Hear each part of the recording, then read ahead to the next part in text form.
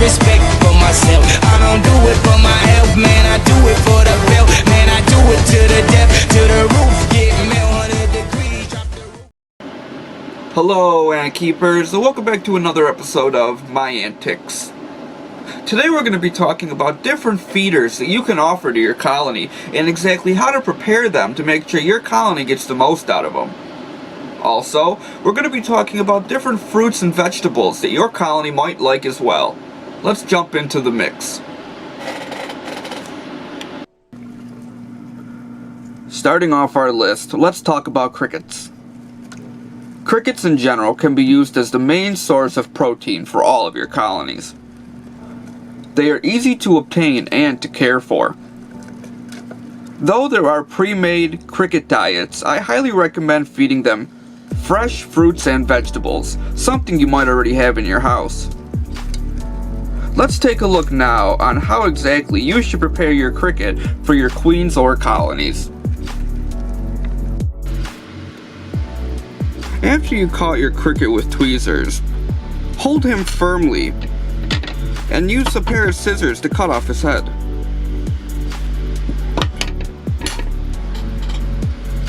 After which, take your tweezers and gently apply pressure on both of the legs to make sure that it's not hopping around the test tube or outworld of your nest. After which, put it in a place where the queen or the workers can find it.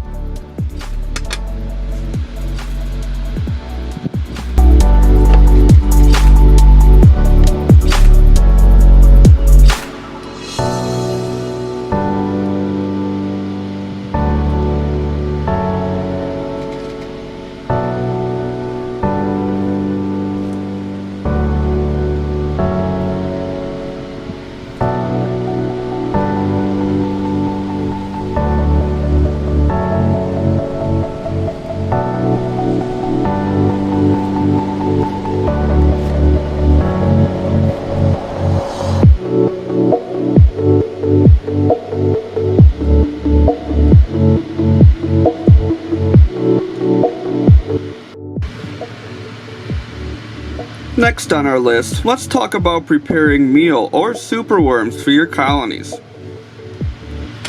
Mealworms or superworms, like crickets, can be a great source of protein and a great snack for your colony to use to feed their larvae and pupa. After you've grabbed your super or mealworm with your tweezers, put it down on the ground. Take a pair of scissors and chop off the head part. Here's where it gets a little bit complicated. Superworms' intestines, when dried, are very sticky, and if your ants get them on their jaws, it could literally glue them shut and they could die. Try your best to grab the intestines and pull them out of the superworm.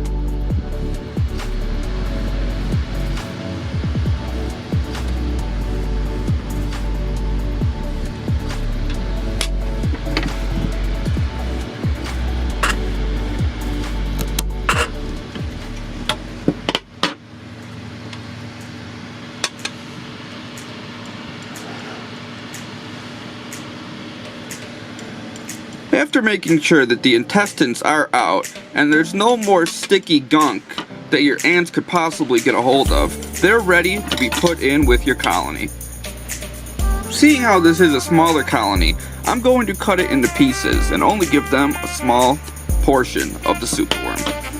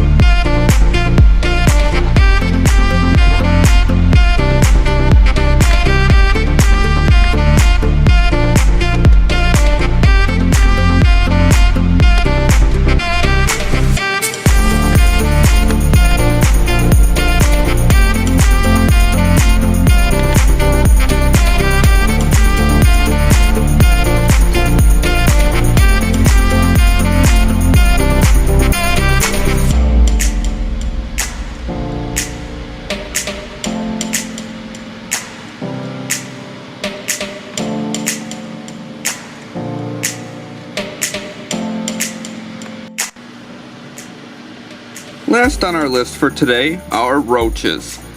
This is a smaller colony, so a small roach will do. Again, you want to take your scissors and cut off the head of the roach.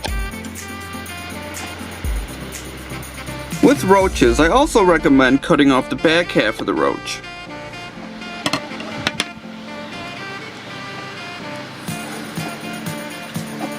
After the front and the back of the roach have been cut, it's ready to be put in with your colony.